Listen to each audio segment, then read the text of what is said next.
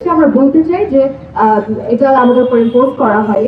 বাংলাদেশি বংশোদ্ভূত নাজমা খান প্রথম এটা শুরু করে এবং বর্তমানে 2026 সালে 144টি দেশে আন্তর্জাতিক হিজাব দিবস পালিত হয়ে আসছে। এর কারণটা হলো, আমরা যদি পশ্চিমা বিশ্বের দিকেও তাকাই, আমরা দেখবো যে হিজাব পরার কারণে এক ধরনের প্রেজুডিসের শিকার হতে হয়। একটা স্টেরিওটাইপ থাকে যে ও আচ্ছা, সে হিজাব পরে বা তার মাথায় টুপি আছে, তার মানে সে হলো সন্ত্রাস।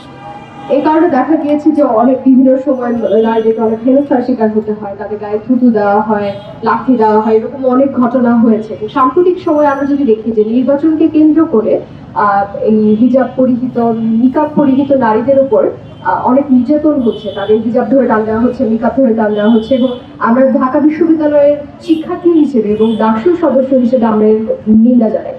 দেখবেন যে কিছু কিছু লোক তারা খুব সিলেক্টিভ ভাবে বলে, তারা পোশাকের স্বাধীনতা বলতে শুধুমাত্রই জিন্স টপ বা এ ধরনের পোশাকের স্বাধীনতায় বিশ্বাসী বলে। এবং যখন তারা দেখে যে একজন নারী সে হিজাব করছে বা নিকাব করছে, কোন এক অদ্ভুত কারণে তার মাথায় এটা চলে আসে যে এটা তার উপর ইম্পোজ করে দেওয়া হয়েছে।